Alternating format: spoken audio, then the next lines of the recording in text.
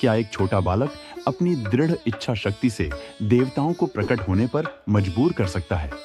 आज हम सुनेंगे राजा उत्तानपाद के पुत्र ध्रुव की अद्भुत कथा, जो हमें सिखाती है कि सच्ची लगन और भक्ति से कुछ भी असंभव नहीं।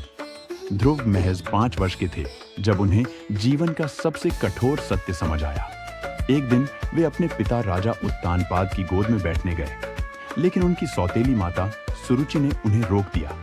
उसने कहा कि ध्रुव उसके पुत्र उत्तम से कमतर हैं और राजा की गोद में बैठने के योग्य नहीं। यह अपमान छोटे ध्रुव के हृदय में गहरा घाव बन गया। आहत और रोते हुए ध्रुव अपनी माता सुनीति के पास पहुंचे। सुनीति ने अपने पुत्र को समझाया कि सांसारिक सम्मान नश्वर है। उन्होंने कहा कि यदि तुम्हें सच्चा सम्मान चाहिए तो भगवान नारायण की आराधना करो। उनकी कृपा से तुम्हें ऐसा स्थान मिलेगा जो किसी को नहीं मिला। मात्र 5 वर्ष के ध्रुव ने अद्भुत निर्णय लिया। वे घर छोड़कर घने जंगल में तपस्या करने चल दिए। मार्ग में देवर्षि नारद मिले, जिन्होंने उन्हें ओम नमो भगवते वासुदेवाय मंत्र दिया। ध्रुव ने मधुवन में एक पैर पर खड़े होकर कठोर तपस्या शुरू की। पहले महीने उन्होंने केवल फल खाए, दूसरे महीने केवल पानी पिया, तीसरे महीने केवल हवा पर जिए, चौथे महीने उन्होंने सांस लेना भी बंद कर दिया। उनकी तपस्या इतनी प्रबल थी कि तीनों लोग कांपने लगे। देवता व्याकुल हो गए। अंततः भगवान विष्णु को प्रकट होना पड़ा।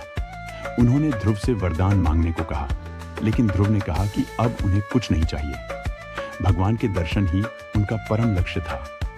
प्रसन्न होकर विष्णु ने ध्रुव को आकाश में सर्वोच्च स्थान दिया।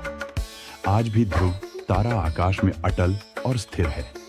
ध्रुव की कथा हमें सिखाती है कि जीवन में अपमान और कठिनाइयां हमें तोड़ नहीं सकती, यदि हमारा संकल्प दृढ़ हो। एकाग्रता और निरंतर प्रयास से हर लक्ष्य प्राप्त किया जा सकता है। ध्रुव ने 5 वर्ष की आयु में जो कर दिखाया, वह हमें प्रेरणा देता है कि आयु कोई बाधा नहीं है। जब हम जीवन में निराश हों तो ध्रुव को याद करें।